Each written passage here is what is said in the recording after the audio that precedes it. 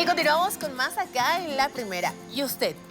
¿Cuál es el método que utiliza para lavarse el oído? Pues hoy vamos a tocar este tema. Vamos a dar la bienvenida al doctor Marco Antonio Ríos Bravo, quien es otorrinolaringólogo. ¿Cómo está? Buenos días, bienvenido. Buenos días, María René. El micrófono. Buenos días, María René. Agradecido por la invitación. Pues ahora vamos a dar algunos tips a toda la población para que no cometa errores. En primer lugar, hablaste del lavado de oído. Pues la limpieza o la higiene de oído se la debe hacer con los codos.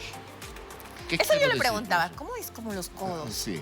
¿Qué quiero decir con esto? Como es algo imposible, lo que queremos decir como otorrinos es que no se debe tocar el oído.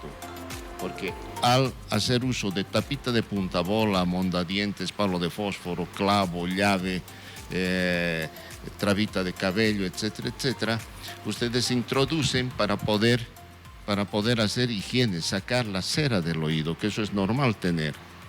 Entonces, al atravesar del tercio externo al tercio medio del conducto auditivo externo, ustedes van a despertar el reflejo de la tos o el estornudo.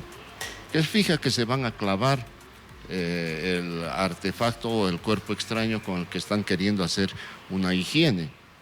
Al atravesar y al despertar el reflejo de la tos y el estornudo, van a producir una perforación de la membrana timpánica, van a producir hasta una desarticulación de la cadena auricular.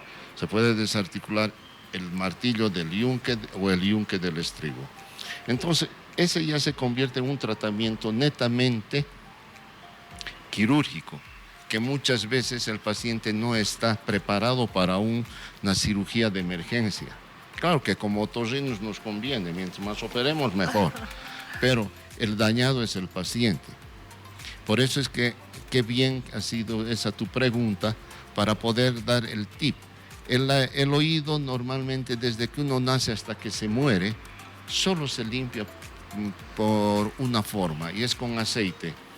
El mejor aceite es el de bebé, el Johnson Baby, que van a instilar en cada oído 3 a 5 gotas 3 veces por día. Entonces lo que hace el aceite es diluir el cerumen. Entonces todas las mañanas ustedes van a encontrar cerumen a nivel de la concha del oído, que es fácil limpiar con el dedo a tiempo de tomar la ducha en las mañanas. Eso es desde el recién nacido. Nace un bebé y hay que hacerle limpieza en esa forma. Porque normalmente nosotros estamos acostumbrados a limpiar el oído con cotonetes, pero me decía detrás de cámara, no, más bien nosotros los otorrinos vamos a tener más pacientes porque está contraindicado utilizar los cotonetes. Así que ahí está un buen tip para toda la gente que se pregunta, entonces, ¿cómo me limpio? Decía el aceite de bebé, el Johnson Baby, es el mejor, porque es fluido. Entonces, ¿qué es lo que hace el aceite? Hidrata la cera, el cerumen. Entonces se diluye y empieza a chorrear. Entonces es fácil limpiar con el dedo a tiempo de tomar la ducha, ¿no es cierto? Ahora, en 7 a 10 días no hay que más salga de un oído. Y una limpieza de esas le dura de 6 a 8 meses, lo que quiere decir que una persona desde que nace hasta que se muere, máximo se limpia los oídos 2 veces al año. Entonces, justifica estar los 10 días con el aceite en goteo para los oídos, ¿no? ¿Cada qué tiempo usted recomienda hacerse esta limpieza? Cada 6 meses. Entonces, nunca van a tener oídos sucios, nunca se les va a perder la audición por el tapón, ¿no? Y ¿qué te digo? No le van a quitar el vello del conducto. Con el cotonete se quita, se arranca, y como el conducto auditivo externo es lo más húmedo de nuestra economía humana, por la ducha, por ejemplo, entonces que empiezan a macerar esos puntos sanguinolentos al arrancar el vello y se produce una otitis eczematosa, que se traduce por la sensación de prurito o escozor que es insoportable en el oído, ¿no? Excelente. Se producen los eczemas. Entonces, todo eso evitaríamos haciendo una buena higiene del conducto auditivo externo. Ahí está, entonces, para toda la gente que quizás tenía dudas, ¿cada qué tiempo nos tenemos que limpiar el oído? Nos dice cada 6 meses. Sí. ¿Estás seguro? ¿Cada 6 meses? Completamente seguro, niña. ¿Y a consecuencia de qué uno puede tener vértigo? El vértigo tiene muchas etiologías. Entre las más comunes, por ejemplo, tenemos la dislipidemia. La dislipidemia es el aumento del colesterol y los triglicéridos en sangre. Eso por la comida no bien balanceada, se puede decir. Todos aquellos que comen demasiada grasa, todos aquellos que comen demasiados hidratos de carbón como pan, arroz, papa, etc. Nuestra dieta, por ejemplo, aquí en Bolivia, si a usted le sirven un plato, va arroz más papa, fideo más papa, Sí. ¿no? Normalmente tenemos tendencia a mezclarlo, ¿no? Sí, entonces los hidratos de carbón son demasiados los que comen y eso nos van a subir los triglicéridos, ¿no? Y las grasas, obviamente, el colesterol. Entonces, ¿qué es lo que ocurre? Se empieza a formar una capa de grasa a nivel de los vasos sanguíneos, los mismos que van a disminuir el lumen del mismo vaso. O sea, si eran de este grosor, se va a volver más pequeño. Entonces, la irrigación sanguínea está siendo deficitaria. Como consecuencia, nos va a dar un mareo o vértigo. El paciente dice, a veces, cuando me levanto de cama me mareo. Es un vértigo posicionado, típico o característico de una dislipidemia, ¿no? Entonces, ¿qué es lo que se hace? Se hace un laboratorio y al hacer el laboratorio van a salir los resultados donde la química sanguínea está alterada. Por eso que se recomienda que toda persona debe hacer un examen de química sanguínea semestralmente para así cuidar y evitar los mareos. Estos mareos nos pueden llevar al infarto de miocardio. ¿Por qué? Porque la grasa que se adosa a las paredes del vaso sanguíneo es como el sarro de una cañería, ¿no? Entonces, si el lumen es de, por decirle, de 3 milímetros, se va a disminuir a 2. Entonces, el aporte sanguíneo a nivel cerebral va a bajar y como consecuencia usted va a tener el vértigo. Ahora, si un pedazo de esa grasa se desprende, va a ir a producir un taponamiento a nivel coronario, produciéndonos el infarto de miocardio. Y eso tiene a veces resultados funestos. Muy raras veces, bueno, se llega a tiempo a un centro médico, ¿no? Para lo cual, cuando uno siente el dolor, porque esto se traduce por una sensación de dolor del miembro izquierdo superior, que va hacia los 3 dedos, al meñique, el anular y el medio. El micrófono.